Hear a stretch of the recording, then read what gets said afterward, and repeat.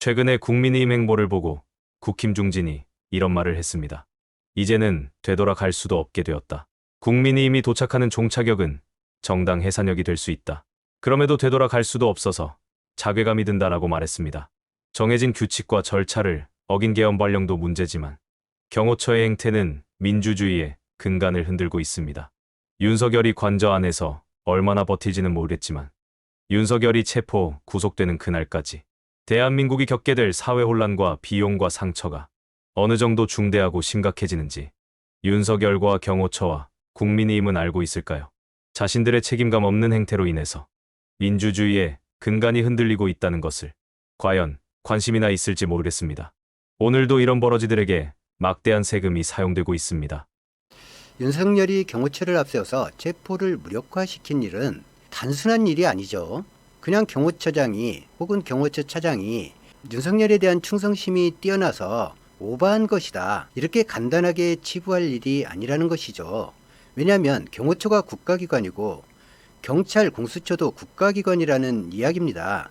국가기관 간의 충돌을 윤석열 제놈 하나가 체포당하기 싫고 수사받기 싫고 관저 밖으로 끌려 나오기 싫어서 국가기관 간의 충돌을 야기했다는 것이죠. 국가기관이 국가기관의 법 집행을 가로막고 국민들 간에 어떤 것이 민주주의를 지키고 어떤 것이 민주주의에 해가 되는지를 구분하지 못하도록 자신의 지지자들을 향해서 물리력을 동원해서라도 당신들과 함께 끝까지 싸울 테니까 나를 지켜달라, 이렇게 주장하고 있는 것이죠. 이런 것들이 헌정 질서를 심각하게 무너뜨리는 바로 내란 행위에 해당한다는 것입니다. 윤석열이 경호처를 앞세워서 체포를 무력화시킨 일은 민주주의 근간인 헌정 질서, 사법 시스템을 힘으로 무력화시킨 중대 범법 행위이자 바로 내란 행위라는 것이죠. 사회적 갈등이나 다툼이 있을 때 개인이나 공인이나 공적 영역에서 이익과 불이익이 충돌할 때 힘센 놈이 정의가 되면 안 되니까 물리적 충돌로 사안을 해결하게 되면 결국에는 공동체가 무너질 수밖에 없고 이 공동체의 혼란을 수습할 방법이 없기 때문에 그런 땐 이런 정신으로 이런 규칙을 만들어서 이렇게 하자라고 공동체 구성원들이 약속한 것이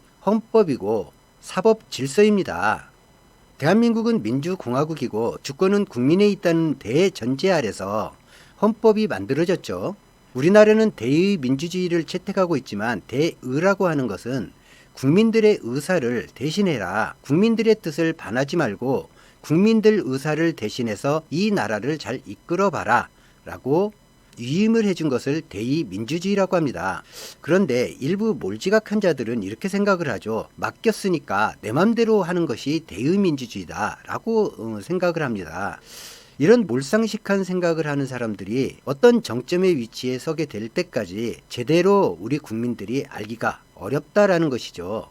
입에 발린 말을 하고 언론이 카바를 쳐주고 정치권에서 비호하게 되면 국민들이 그 속사정을 알기가 무척 어렵게 돼서 윤석열 같은 놈을 대통령으로 뽑기까지 하게 된다는 것이죠. 방금 이야기한 것처럼 대한민국은 민주공화국이고 주권은 국민에 있다라는 대전제 아래 대한민국 공동체가 지켜야 할 헌법과 법률이 만들어졌고 이것이 대한민국 민주주의 근간이고 유지되는 힘인데 윤석열은 대한민국 민주주의의 근간을 한 달 사이에 2번이나 무너뜨렸던 것이죠. 현직 대통령이 혐의를 받는 내란과 외환죄에서 그럼 어떻게 해야 되느냐? 당연히 수사를 받아야 됩니다. 나는 혐의가 없다. 나는 혐의가 있다. 이것은 불법이다. 이것은 내란이 아니다.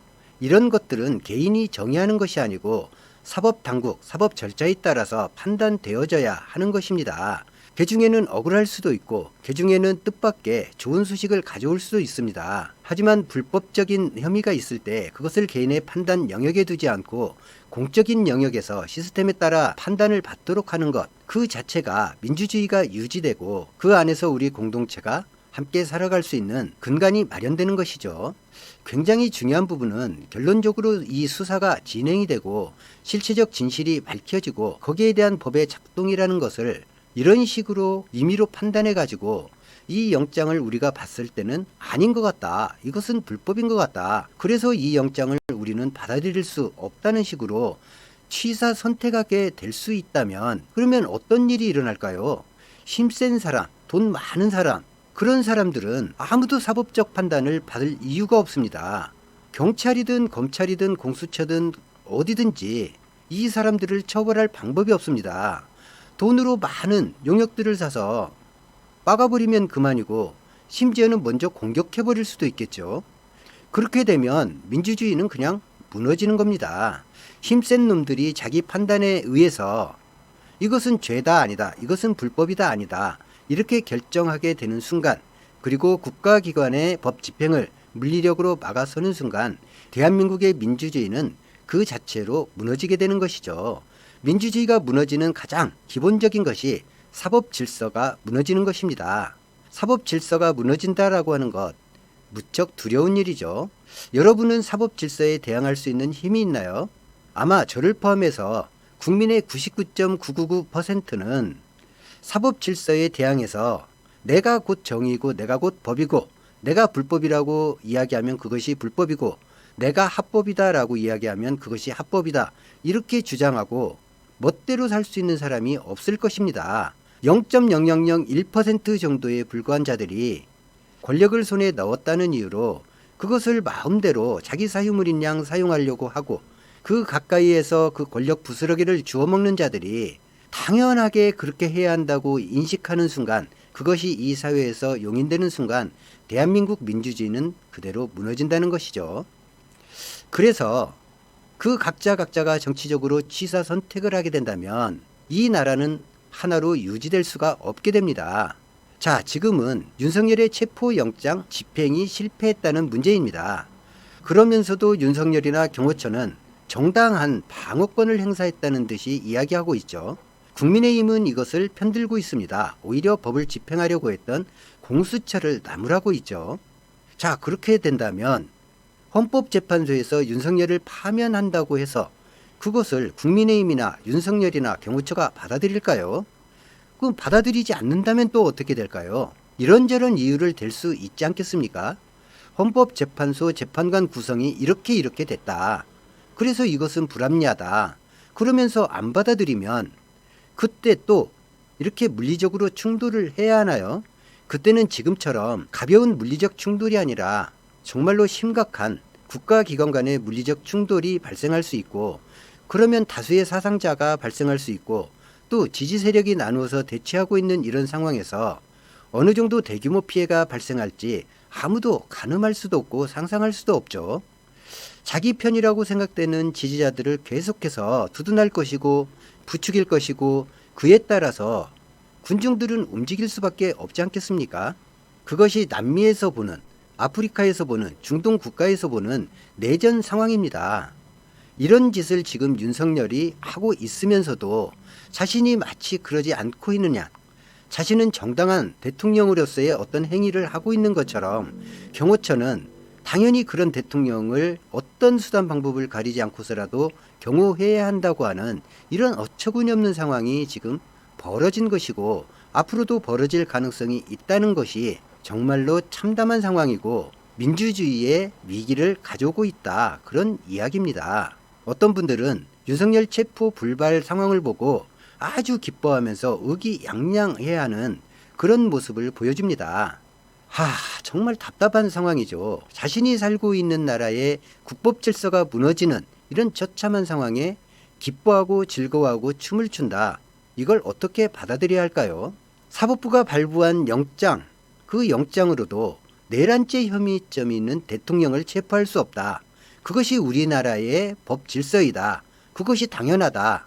이런 것들을 선언하는 것이라고 하고, 그것이 확정된다면 우리 대한민국 민주공화국의 가장 기본적인 질서에 굉장히 심각한 위험이 처해질 것이라고 생각해야 되지 않겠습니까?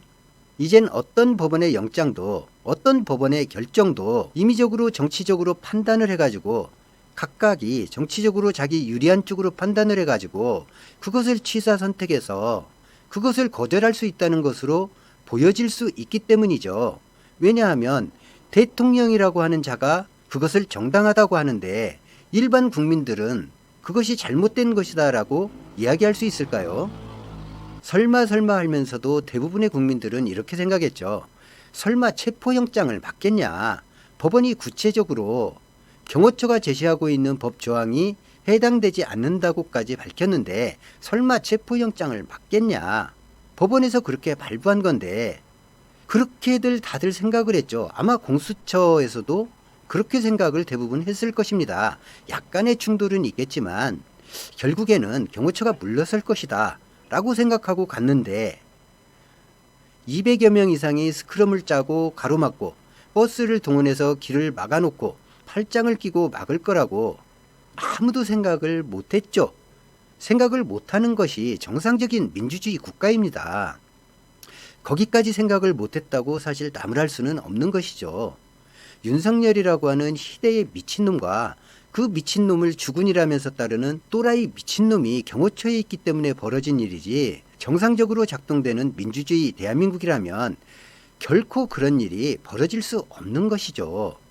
공수처의 브리핑을 보니까 승용차 10대 이상이 그 앞을 가로막고 있었다는 거예요. 이런 상황이 일부 유튜버들이 동원한 민간인들이 했다면 모르겠지만 국가기관입니다. 국가기관인 경호처가 그렇게 막아섰다라는 것이 문제가 되는 것이죠. 인신 구속에 관한 부분은 어디에서 결정하나요? 사법부가 결정을 합니다. 무엇으로 결정을 할까요? 법원이 발부한 영장으로 결정을 합니다. 거기에 대해서 법원의 결정에 따라서 국가기관은 그 결정을 따라야 합니다. 가장 먼저 국가기관이 따르고 난 다음에 국민들에게 따르라고 요구해야 되는 것입니다. 그런데 국가기관이 그것을 지키지 않고 때로는 잠깐 지키고 어떤 때는 안 지키고 그러다가 이번에는 나에게 불리하니까 안 지켜도 되는 게 그런 것이 아니고 우리가 하나의 나라를 유지하기 위한 최소한의 근본적인 약속이 사법 질서, 사법 절차라는 것이라는 이야기입니다. 그것이 무너지는 순간 각자의 판단을 가지고서 각자 마음대로 이 법원영장은 불법이니까 나는 수용하지 않겠다. 나는 거부하겠다. 나에게는 힘이 있다. 이 법원영장은 군부대를 동원해서 막아버리겠다. 이렇게 되는 것이 바로 내란인 것입니다. 뭐가 내란이겠습니까? 체포영장을 집행하러 간 공수처를 막아선 3일의 경호처가 무엇을 보여줬냐면 우리 헌법에서 대통령이라 하더라도 재직 중에 내란죄나 외환죄에 대한 소추가 가능하다고 한 헌법 규정, 그 헌법 정신, 그 헌법을 가로막은 것입니다. 그 헌법을 가로막았어요. 그 헌법에 저항하고 사법 질서에 계속 응하지 않는 것들에 대해서 그러면 너를 긴급 체포해서 수사할 수밖에 없다라고 법원이 영장을 발부했더니 그것을 군사력을 이용해서 가로막은 것이죠. 그러면 가로막았던 그 200명 정도의 군인들은 전부 다 직업군인이겠습니까? 20대 초반의 젊은이들이에요.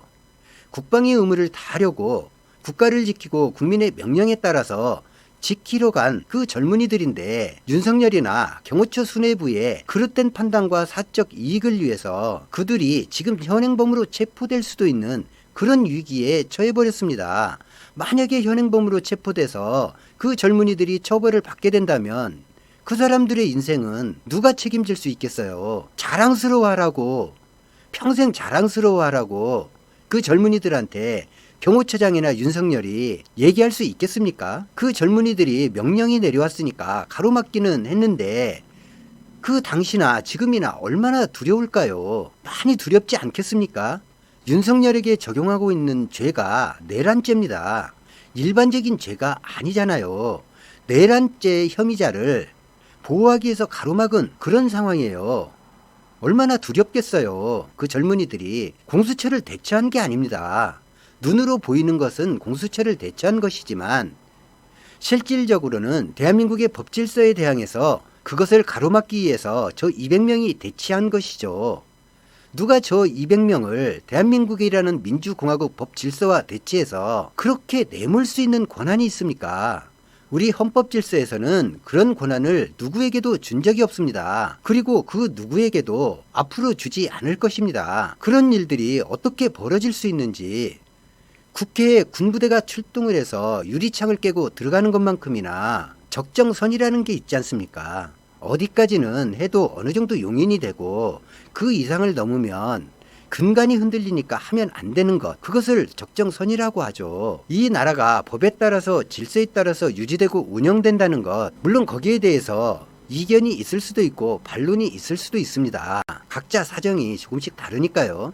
하지만 적어도 정해진 그 원칙들은 지키면서 이의도 제기하고 반론도 하고 때로는 시위도 하고 집회도 하고 그런 것들을 하지만 그 과정들 속에서 최소한 우리가 정한 룰은 따라가면서 지켜야 한다는 것이, 그런 것들이 지금 순식간에 무너지고 있다는 것을 윤석열이 보여줬다는 것이죠. 가장 충격적인 것은 그 윤석열이 대한민국 대통령이라는 것입니다. 이런 것에 대한 우리 국민들의 올바른 인식, 그리고 군부대를 포함한 모든 공적 영역의 사람들이 올바르게 인식하는 것이 지금으로서는 가장 중요한 일이다. 그리고 만약에 민주주의 위기라고 깨닫게 된다면 우리 국민들과 모든 공적 영역에 있는 모든 사람들이 이런 모습이 국가적으로 상당히 중대한 문제구나. 민주주의가 이렇게 파괴될 수 있구나. 이렇게 각성하고 인식하는 계기가 된다면 그것은 국가적으로 굉장히 중대한 이익이 발생한 것이다. 라고 또 얘기할 수도 있습니다. 하지만 이런 일이 계속 반복되어서는 안 되겠죠. 만약에 공수처가 다시 체포를 시도한다고 했을 때 실패하고 되돌아 나오는 일이 결코 있어서는 안 될 것입니다. 왜냐하면 힘센 놈이 힘으로 막아버리면 사법 질서 모든 것을 막을 수 있다. 이런 선례를 만들면 안 되기 때문입니다. 내란죄, 외환죄를 저지르고 그것이 힘으로 막아진다면 그 책임을 사법 질서가 물어야 하는데 그 사법 질서를 힘으로 막아버릴 수 있다. 이런 선례를 남겨서는 안 될 것입니다. 오늘 영상은 여기까지 하겠습니다. 시청해주신 여러분 고맙습니다.